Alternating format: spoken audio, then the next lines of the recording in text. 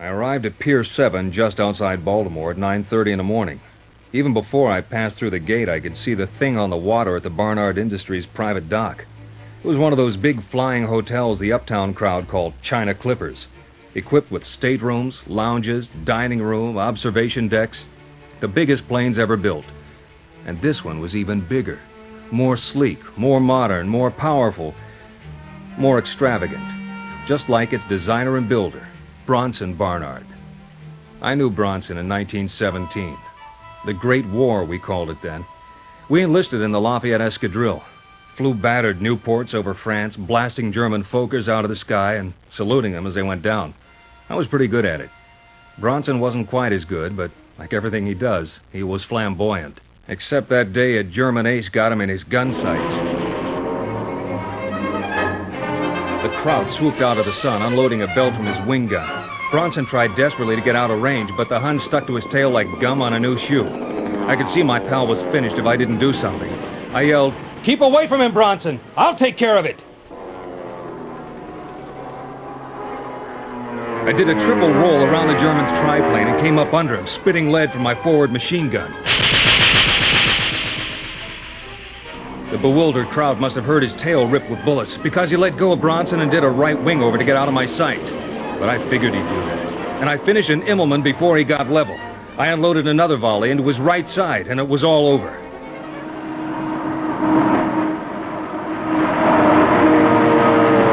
The Fokker went down, splintering into kindling on some French farmyard.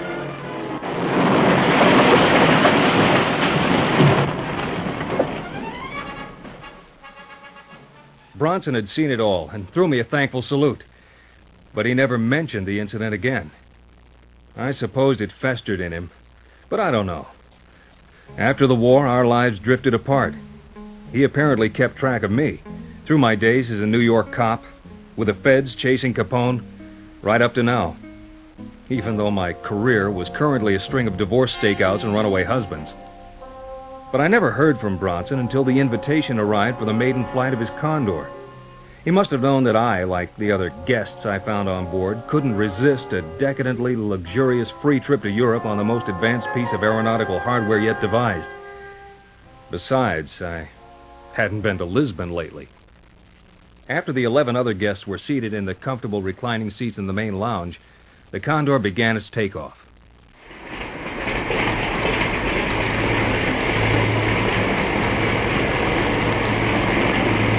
The 6 twin-cyclone radial engines roared to life, kicking up a vortex of sea spray as the huge bird moved away from the mooring.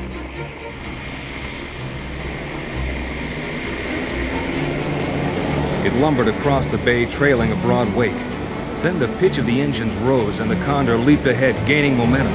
Straining to lift its broad keel out of the water, the flying boat finally rose gracefully into the evening sky above Chesapeake Bay. And as the steward passed the finest champagne around to all the passengers, our host, Bronson Barnard, welcomed us all aboard. Thank you all. This magnificent aircraft, which I call the Condor, will be cruising at 190 miles an hour. We will make the flight across the Atlantic in less than 24 hours.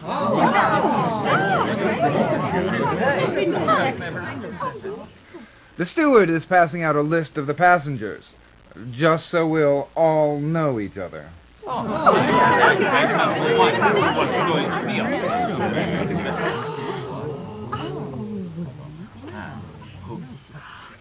Yes, some of you know each other, and others know of each other. In fact, all of you are connected, shall we say involved with each other? But Bronson, why? That, my old acquaintance, is my secret. But I promise you this, by the time we reach Lisbon, you and I will know everything. So, until we reach Portugal, salute.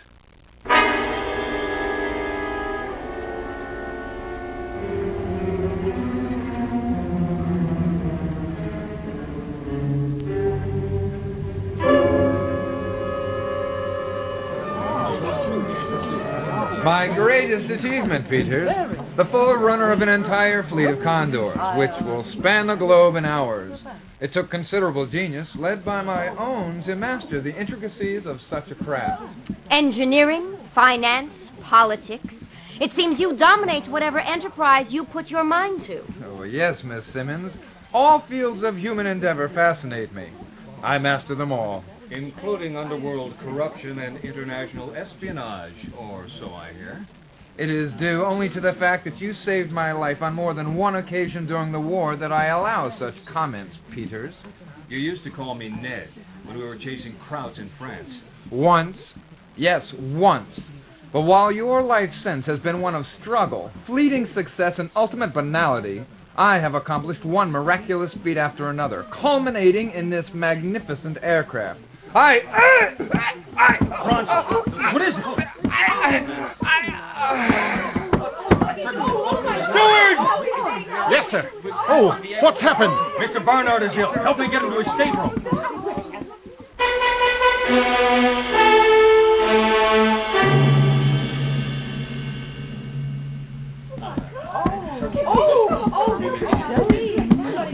What is it, a heart attack? I don't know. I'll tend to him. You tell the pilot to turn around and get this flying hotel back to Baltimore double quick. Yes, sir. Bronson, can you hear me?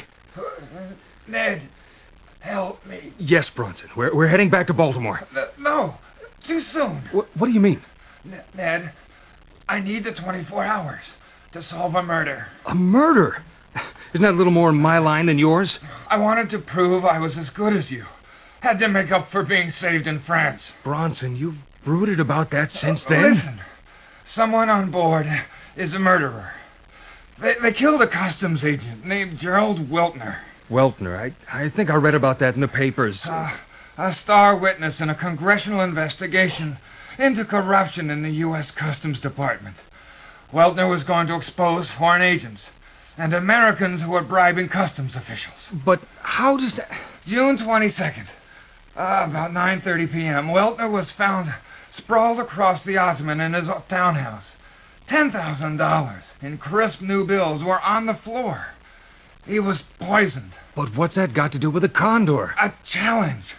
A 24-hour trip to find the murderers and get the proof. But why me? I had nothing to do with Weltner's death. Just to show you I could do it. But now, I need you. How? Get the evidence.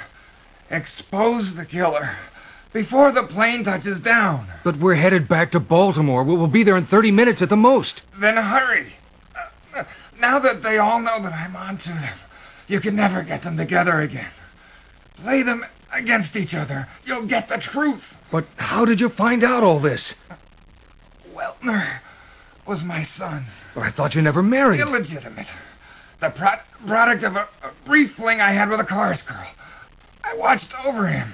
Got him the position at the Customs Department.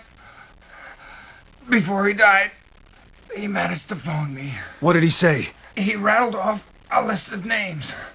But he was out of his head from the poison. Talked as if all of them killed him.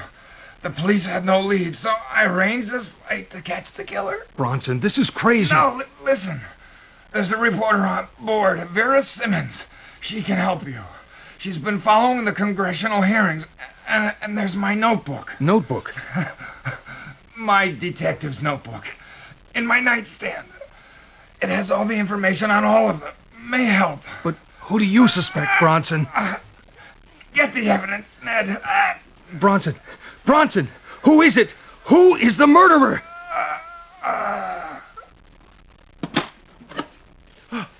Is he dead? No, he's still breathing, but he's no good for the rest of the flight. What do we do, sir? You tell the captain to get this bucket back to Baltimore as fast as he can. As for me, I've got 30 minutes to find a murderer.